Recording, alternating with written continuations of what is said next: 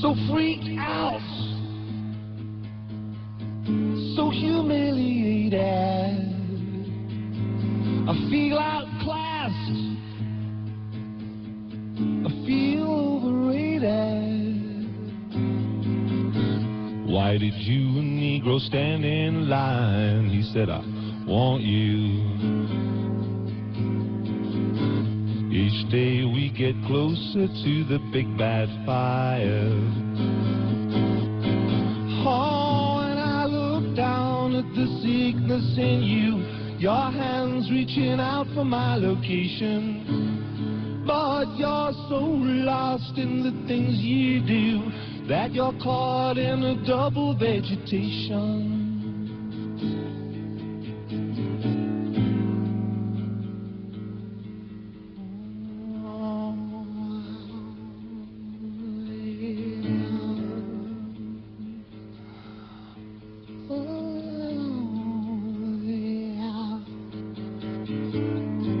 Invent to conceal all the holes in your heart. Oh, we discussed and discussed your disgusting routines. Why did you, Negro, stand in line? He said, I want you. Every day we get closer to the big bad fire.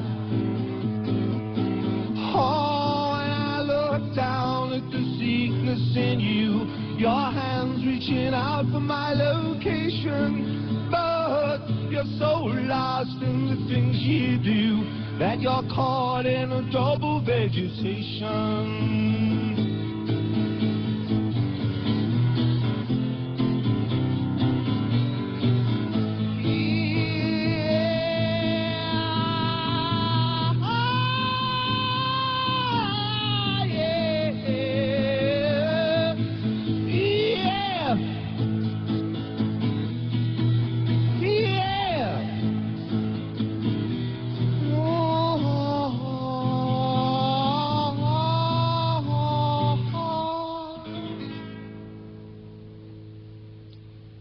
Great stuff. Julian Cope doing Double Vegetation. Like a Gitbox. I haven't said that since I was a kid. I used to call them that when I was a kid, which is why I haven't said it since I was a kid. Right, anyway, so that was great. So we're going to have an old song and one of the current album and maybe something unreleased, are we, tonight? Yeah. Maybe. Yeah. Or maybe just lots of pop. Well, could be. So you've got Top of the Pops fever now, haven't you? Like Yes. Just a chance to get out there. Let's talk about this book. I mean, you've got a Head On, Memories of the Liverpool Punk Scene and the Story of the Tears Explodes, 76 to 82. Is that actually out yet? When does it come out? Yeah, it's out. It's out. Yeah. So, I mean, the first thing when you see something like this, you think, well, you know, is this the height of arrogance? I mean, why should anybody be interested in reading a whole book about you? I'd be interested. Well, I mean, but when have you kept diaries all along? I mean, the other thing is that there's like... No, I don't keep any diaries. Well, you must have a good memory then. Yeah, but you know what? See, the thing is people have this weird idea that living a life in that way means that you can't remember anything. And I mean, I can remember pretty much every detail. I remembered things afterwards that I thought, oh, I should really have put that in the book. Yeah. I read something today, which I should have put in the book because it was so weird. It really weirded me out at the time. And it's in the Scott Walker book. And it's, there was in 1981, in Cardiff, they found, a guy was murdered. And the only clue they had no idea who he was. He was holding a Teardrop Explodes ticket to the gig 2 days before. All right. And it went on for about 18 months. But I was thinking, there was a lot of weirdness surrounding us, you know, so it was I think I had a reason to become obsessive. Yeah. You know? But even before that, I mean, like, look, I mean, there's a bit on the book at random here, page 31, and it says, on Saturday, May the 5th, I was awoken at about 10:30 by Candy James bearing white toast spread thick with butter and marmalade and a mug of milky tea with 2 sugars. Now, that is, I mean, a pretty good memory for detail by anybody's standards, is it not? Yeah. I mean, are you making this up, or is it true? No, that's... Well, I don't know, you know. Interview Pete Wiley, he told me everything that he knows. He said, I never remembered this, but it's the way that it was. Because I said to people, you know, you know what Liverpudlians are like, you know. Yeah. If you're making it up, Copey, I'm going to bloody twat you, you know? I mean, were people worried about how they were going to come out of this book? Because, I mean, it's a very potent portrait of Liverpool at that scene, the Eric Yes. scene, the pre-punk scene. Yes. Throughout 77 and 78 and 79, Griff, who was like one of the main characters on the Liverpool scene, was writing a who's shagging who on Liverpool scene. Right. And he was keeping it so detailed, he was, I have to say it was anally retentive. Right. I just thought if that book had come out, there would have been so much interesting stuff. Yes. And I read Holly's book and I thought, well, that's good. Holly, because Holly's thing is so much based in the homosexual trip, it means that he's had to put a lot of people into, he's had to give them fake names. Right. So it destroys the potency.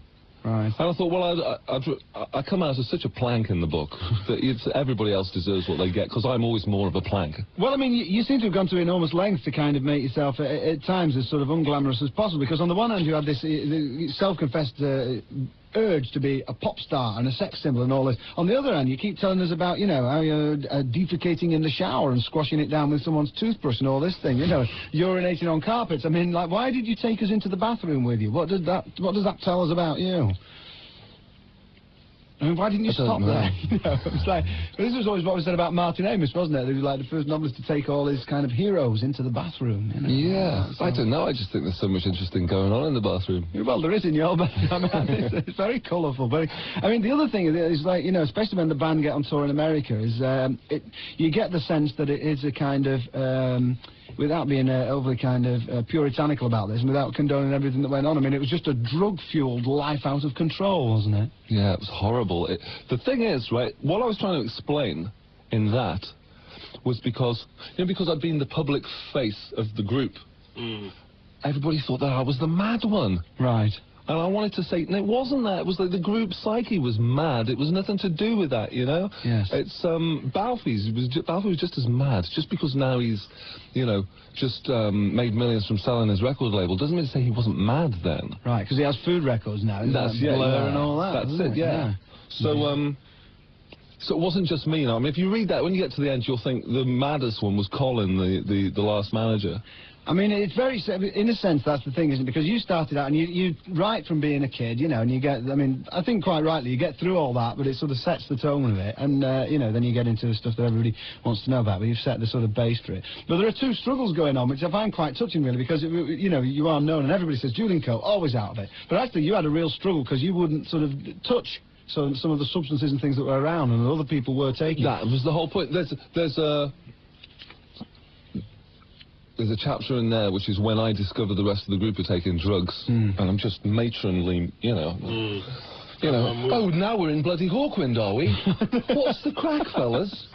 You know? And the other thing that was sort of touching is that, you know, sex and drugs and rock and roll and things. I mean, on the sex thing, you talk a lot about your sex life and, like, sleeping with people and not doing anything for a while. But I think what is quite touching is when you're in America, and it was like you were married, you had a wife back in Liverpool. And it's quite touching because you've got this terrible sort of moral struggle about, you know, infidelity. I have to try and make this quite clear, that I've always been a Puritan, you know. My parents brought me up to be very Puritan, and it was only throughout that book I would be thinking, oh, this is terrible, can you do that? Should you do that? Right. There's still a part of me is, I don't know, I never intended to get as weird. You know? I'm sure that part of it was foisted upon me. I mean, it is a tragic book because, you know, right at the end, I mean, the group explodes, doesn't it? I mean, it does. I mean, in fact, it doesn't explode. No, it just wimps out, doesn't it? Yes, it's like, well, what was that about? Yeah. It's a dry wank. And that is quite tragic, I think, isn't it? So.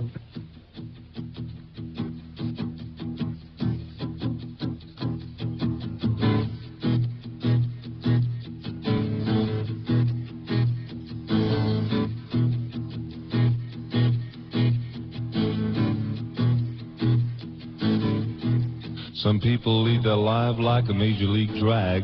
Some people base their lives on a questionable shag. The money's on a winner, yeah, the single most cataclysmic intrusion of the Holy Ghost. When will I get what I get to keep? Keep sweeping, sister, go back to sleep. Sleeping in the doorway of Daddy-O's house. Yeah, shivering, as quiet as a mouse. As quiet as a mouse. She walks up to me, makes the sign of the cross. She says, Julian H Cope, you're a real dead loss.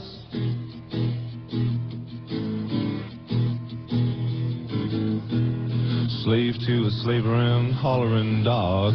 Woke up in the fireplace, slept like a log. Keep sweeping, sister, till the brush comes apart.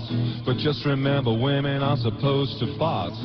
Who's wearing badges, yeah, who's making love? Who is receiving from up above? Talking in a whisper, yeah, speaking in tongues. Speaking of the devil, yeah, he comes. Badges?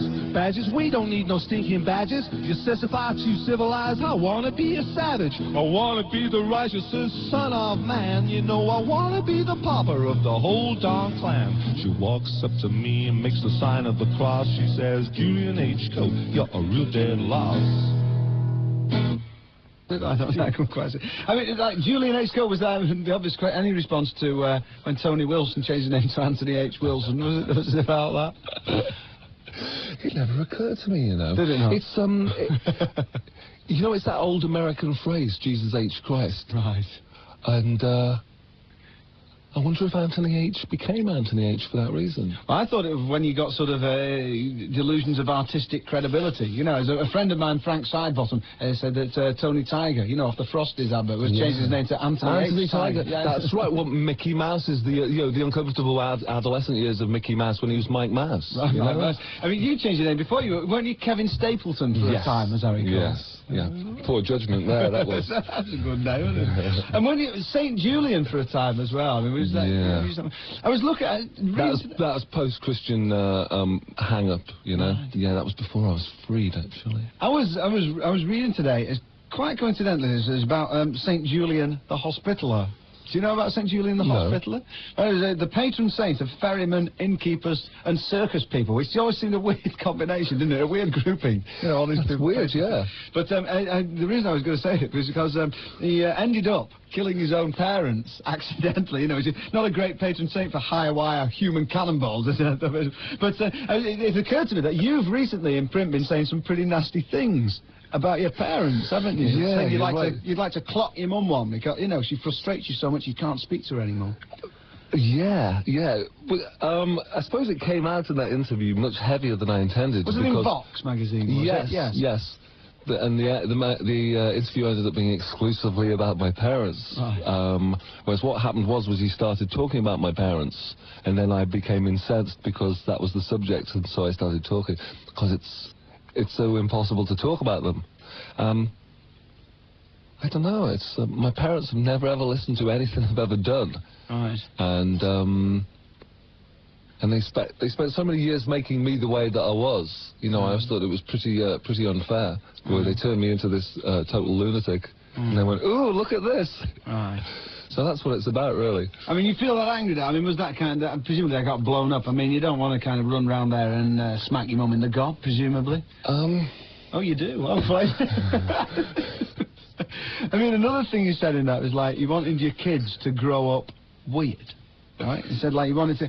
Now, I mean, this is interesting. I mean, what defines weird? I mean, like, for instance, I'll set the parameters here. I'll give you two things that I think are weird, right? Caravans... right, and holidays in them, and the spin doctors. Right, now that's just two from me. I mean, what constitutes weird? What, you mean the fact that I want my children to grow up weird? Yeah. Because I don't want them to grow up with the values of this society. That's all what I mean is, when I say weird, I mean what society would term weird. So I'm using society's currency in terms of, you know, that's what weird means. Right. Yeah, you know, I mean, I wouldn't want them going on caravan holidays and listening to the Spin Doctors. Good, right. You know? Checking. I mean, but what if they said, Dad, you know, I want to be an accountant? That's okay. You know, but just as long as you're not my child. Yeah, there's a bit of a problem with this one. Oh, I know, yeah. But I'm one of those people who's like that, you know? That's why I want to have girls, because I think I'd be a terrible role model for a boy. Right.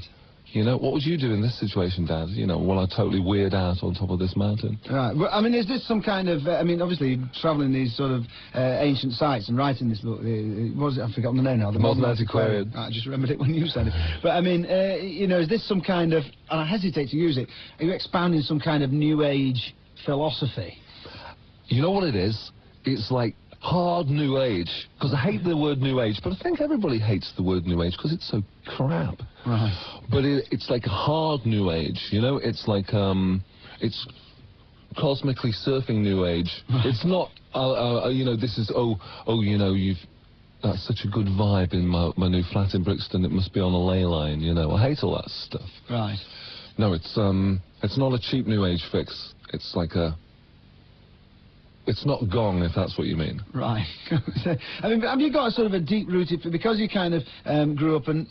I was going to say rebelled against your upbringing in town, because he's describing the book. I think rebel's probably... It was kind of it evolved that way, really, didn't it? I mean, but, I mean, have you got a sort of desperate fear of being seen as a kind of conformist in any way? Like, you have to go on top of the pops and wear no pants. You have to tell your kids to be weird. You have to say you're going to batter your mum. You have to shave the side of your head. Is that it? Is you terrified of, like, just mowing the lawn with a fly mower and thinking, you know, I'll go to Sainsbury's in a bit?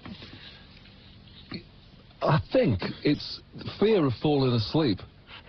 You know? So it's to keep yourself interested? It's to keep myself interested, yeah. Right. Because as soon as I walked into Sainsbury's with the Mohican, yes. you know, I'd be like, whoa, a Mohican, that's a good idea. I mean, well, everybody's got a Mohican, haven't they? And as soon as I had the Mohican, I thought, I don't know anybody with a Mohican. Yeah. Walked into Sainsbury's and people, you can't even be nice to little old ladies because they're too busy looking the other way. Yeah. And, so it has its advantages. Well, it does have its advantages, actually, yeah. All right, Julian Cope, who's going to be with us through to the end of the program. You're going to do another song for us, aren't you, in the last half hour? Right, a very quiet sort of... Yes. Chilling out, and maybe we're going to actually ask Mr. Riley to come in and do a little bit of the krautrock, the krautrock, what is it? What would you call this instrument? Oscillator. The krautrock oscillator. Would you do it? Right. Sort of, well, a new lineup for this number alone, Julian, haven't we? I think so, yes. Right. Yes. This is the first performance by the Singers. Right. And we've got... Lard. Got Lard on guitar. Hi, everybody! I'm going to do the drumming, and yeah, there's a good moment there, because you provided me with the back of your guitar to play a hand drum on before realising that, of course, you need the guitar. You were going to need the guitar to play it.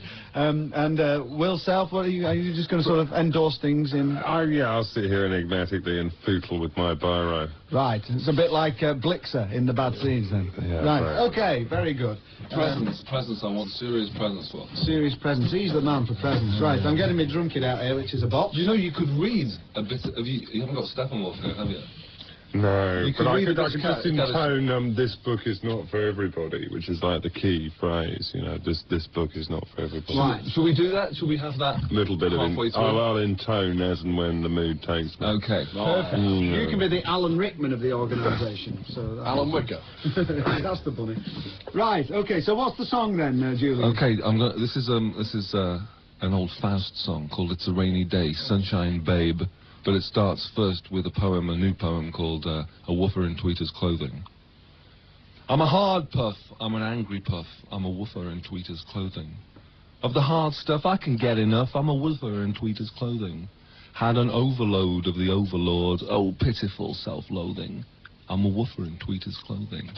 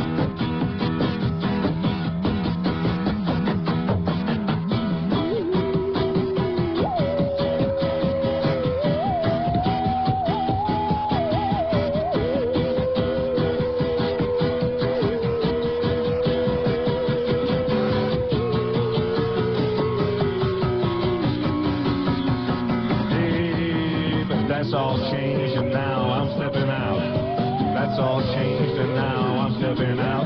Well, that's all changed and now I'm Steppenwolf. Well, that's all changed and now I'm Steppenwolf. It's a rainy day.